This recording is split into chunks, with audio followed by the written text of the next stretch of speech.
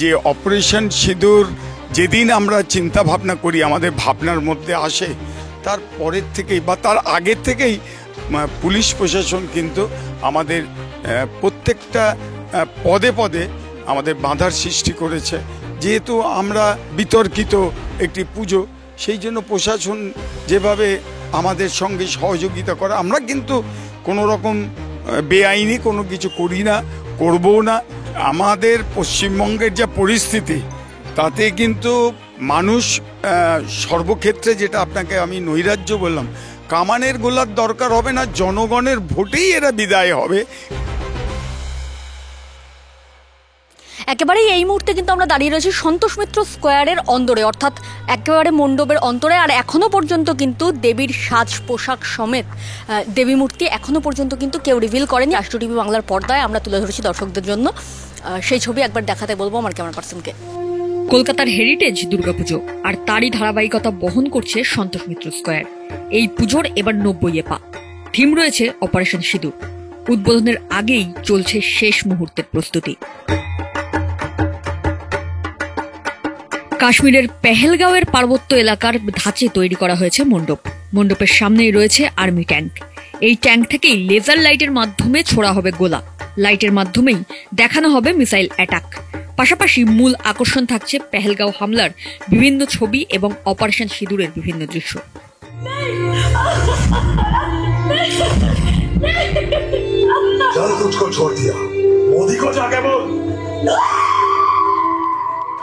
মণ্ডপের ভেতরেও রয়েছে বিভিন্ন সম্প্রদায়ের সিঁদুরদানের দৃশ্য। মণ্ডপ সজ্জা, প্রতিমার সাজ, মণ্ডপের ভাবনা নিয়ে কি বলছেন কর্মকর্তারা শোনাবো আপনাদের। এই মুহূর্তে এই যে সন্তোষ মিত্র স্কোয়ারের পুজোর মূল উদ্যোক্তা অর্থাৎ সজল ঘোষ, তিনি বিশেষ কিছু কারণে ব্যস্ত থাকার দরুন এই মুহূর্তে কিন্তু আমাদের সঙ্গে তিনি নেই, এবং তার অবর্তমানে আমাদের সঙ্গে রয়েছেন এই পুজোরই আরেক উদ্যোক্তা। দাদা, আপনাকে রাষ্ট্র টিভি বাংলার পর্দায় স্বাগত। আপনার নামটা? আমার নাম নবকুমার রাইজ, আমি যুগ্ম সাধারণ সম্পাদক। আমরা দেখলাম যে অপারেশন সিঁদুর একেবারে ভারতের কাছে একটা গর্বের জায়গা অপারেশন সিঁদুর, এবং এই বছর কিন্তু সন্তোষ মিত্র স্কোয়ারের যে প্যান্ডেল, সেখানে অপারেশন সিঁদুরই উঠে আসছে। কবে থেকে এই চিন্তাভাবনা শুরু হলো যে অপারেশন সিঁদুর নিয়ে এবারে প্যান্ডেলে কাজ হবে? দেখুন, আমরা প্রত্যেক বছরই মণ্ডপ সজ্জার মাধ্যমে মানুষের কাছে একটা বার্তা পৌঁছে দিই। আমরা যেমন অতীতে এখানে আমরা করেছিলাম দড়ি ধরে মারো টান, রাজা হবে খান খান, সেটা ছিল আমাদের 75 বছর। কিন্তু আমরা পরবর্তীতে দেখলাম যে আমাদের পুজো কমিটি আজ যা ভাবে, বাংলার মানুষ আগামীকাল তা ভাবে। আমরা 2011-এ পরিবর্তন দেখেছিলাম। আমরা দেখেছিলাম সিঙ্গুরে যে ন্যানো কারখানা, এই ন্যানো কারখানা যখন বন্ধ হয়ে যায়, তখন কিন্তু আমরা মণ্ডপ সজ্জার মাধ্যমে মানুষের কাছে বার্তা পৌঁছে দিয়েছিলাম যে আমরা শিল্প চাই, আমাদের রাজ্যে শিল্প আসুক, আমাদের রাজ্যে কর্মসংস্থান হোক, এটা আমরা চাই। তাই আমরা মানুষের কাছে বার্তা পৌঁছে দিয়েছিলাম।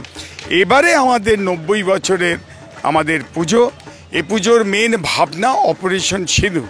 আপনি যেমন আমাকে প্রশ্ন করলেন যে অপারেশন সিঁদুর কেন, আমাদের প্রশ্ন হচ্ছে বা আমাদের বলার বক্তব্য হচ্ছে যে আপনারা দেখেছেন যে পেহেলগাঁওয়ের যে ঘটনা, হিন্দু নারী, হিন্দু মা বোনদের মাথার সিঁদুর দেখে তাদের নিকট আত্মীয়, তাদের পরিজনদের, স্বামীদের বর্বরোচিত আক্রমণ, হত্যা করেছে যে পাকিস্তান মদতপুষ্ট জঙ্গি বাহিনী, তার কাউন্টার অ্যাটাক হিসেবে বাংলার তথা ভারতের যশস্বী প্রধানমন্ত্রী নরেন্দ্র মোদী যে উদ্যোগ নিলেন অপারেশন সিঁদুর, সেই অপারেশন সিঁদুর পাকিস্তানের কোনো জনগণকে আমরা বা হত্যা বা তাদেরকে মারা হয়নি, হয়েছে পাকিস্তানের মদতপুষ্ট জঙ্গি বাহিনী তাদেরকে খতম করা এবং তার নির্দিষ্ট পয়েন্টে গিয়ে তাদের ঘাঁটিগুলো ভেঙে দেওয়া এবং জঙ্গিদের হত্যা করা। এটাই হচ্ছে আমাদের ভারতবর্ষ স্কোয়ারের জন্য একটা যে বড় বিষয়, যেটা হচ্ছে লাইট অ্যান্ড সাউন্ড। এবার লাইট অ্যান্ড সাউন্ডে কি থাকছে?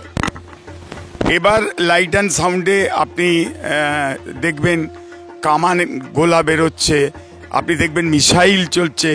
আপনি এই সন্তোষ মিত্র স্কোয়ারে এলেই আপনি বুঝবেন যে আমি ঠিক ওই পেহেলগাঁওতেই পৌঁছে গেছি। যে যুদ্ধের পরিবেশ যেটা আপনারা দেখেছেন বিভিন্ন চ্যানেলের মাধ্যমে, সেই জিনিসটাই আমরা আপনাদের সামনে। মুখ্যমন্ত্রী মমতা বন্দ্যোপাধ্যায় 1,10,000 টাকা করে দিচ্ছেন প্রত্যেকটা পুজো কমিটিকে, আপনারা কি সেই অনুদান নিলেন? একদম নয়, আমরা এই অনুদান নিই না। শুধু তাই নয়, আমরা আমাদের এই 50 নম্বর ওয়ার্ডের যে কটা সার্বজনীন দুর্গাপুজো হয়, আমরা তাদেরকেও 50,000 টাকা করে অনুদান আমরা দিই।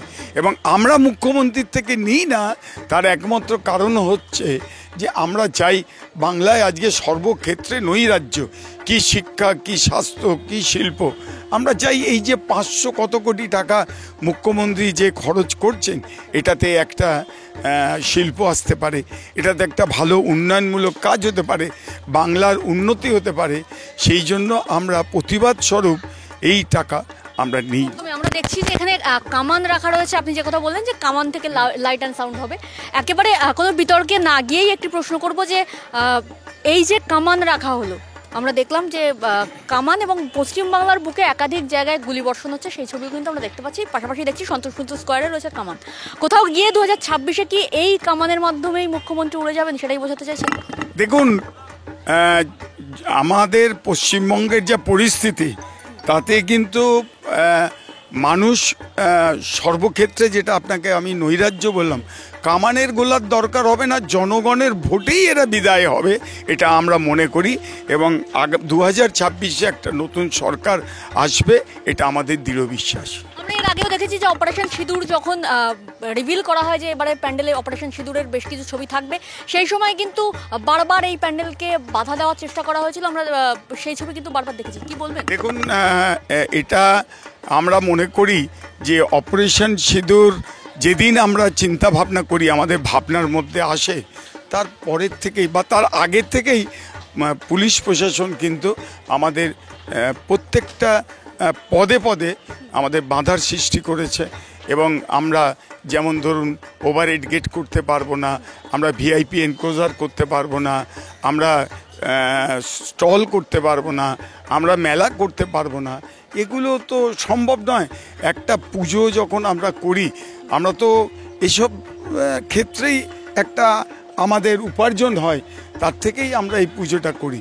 তা প্রশাসন, যেহেতু আমরা বিতর্কিত একটি পুজো, সেই জন্য প্রশাসন যেভাবে আমাদের সঙ্গে সহযোগিতা করে, আমরা কিন্তু কোনো রকম বেআইনি কোনো কিছু করি না, করবও না।